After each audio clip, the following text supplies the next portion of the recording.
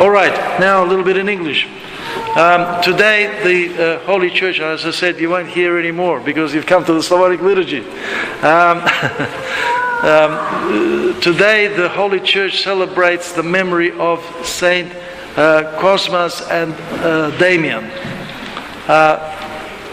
brothers, healers, who lived in the 3rd century and were famous for their healing. They even healed the Roman Emperor Galerius, but ultimately were stoned to death by their medical instructor, their teacher, who became very, very envious of them, of their success. Right. Now, I would also like to talk about 2 other things connected with this. The Orthodox Christian teaching about health of spirit, soul and body, and connected with the first reading of the Gospel, read only in Slavonic today in this liturgy, was the reading about the healing of the servant of the centurion in Capernaum.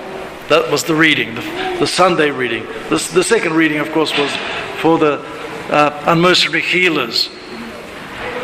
All right.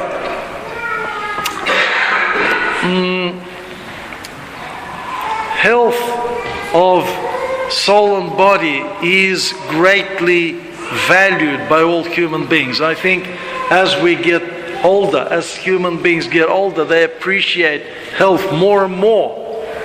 Okay. And many of the saints, including today's unmerciful healers, Saint Cosmas and Damian. We have a large icon of Saint Damian on that column there, and on the other side, Saint Panteleimon. This, as you come into the church, the left-hand side column on the sides, 2 healers, right? Many of the saints, indeed, produced healings, and all the way into the 20th and the 21st century. And I was told by the head of our mission in Indonesia that the Lord gives the gift of healing to the church in Indonesia because it is obviously a marvelous way of proving that what these preachers are saying about Christ is true. This is what the Lord himself did. He proved the veracity, the truth of his words. He confirmed them with his healings, with his miracles. His miracles were mostly healings.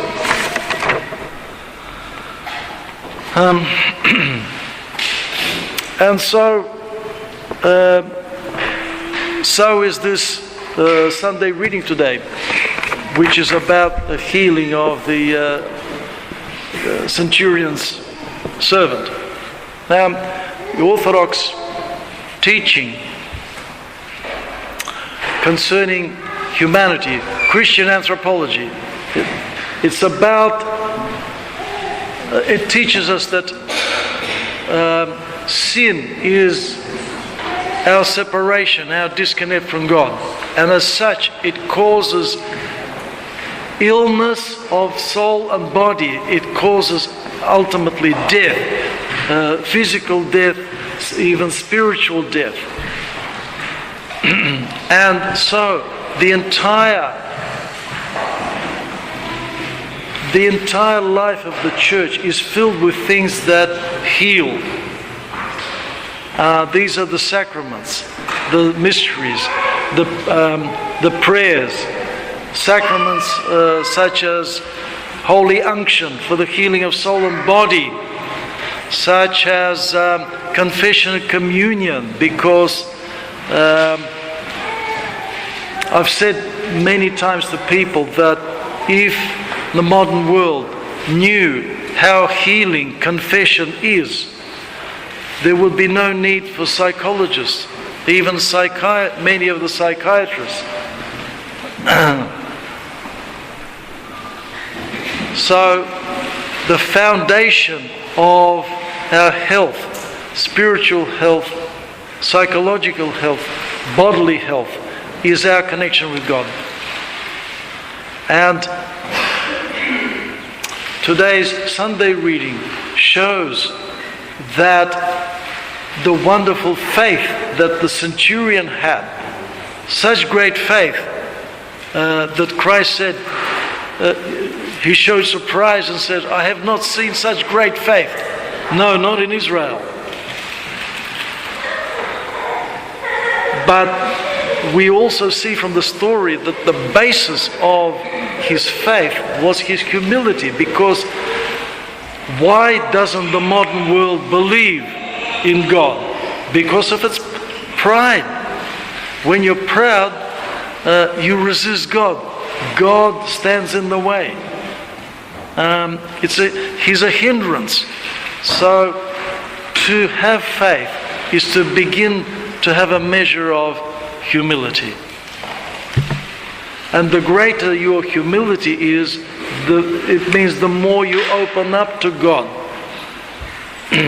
and reestablish that connection. So let us learn from the Holy Fathers, from their countless lives, how we get there. How do we get to that humility? Well, they teach us that humility is reached through patience. We have to endure patiently what is sent to us. That's an existential form of transformation, metamorphosis. Like metamorphic rocks are changed by fire. This is what we need to endure, to have patience in. As the Fathers say, your salvation is in your neighbor. And St. Paul writes, bear each other's burdens, and thus you will fulfill the law of Christ. It's through putting up with your neighbor that we gain a sense of humility, which is a sense of reality, the understanding that without God I'm nothing, no one. And also we can then relate to the saying of the Holy Fathers when they say, if you are serious about wanting to learn about humility, know that the Lord will send you a difficult person to bear, because that's your medicine. And there's just no way we can avoid that. There's no easy Christianity. All right? So we have to rejoice because we have no choice. That's a fact of life. And when we accept it, we can rejoice about it, because God will give us consolation.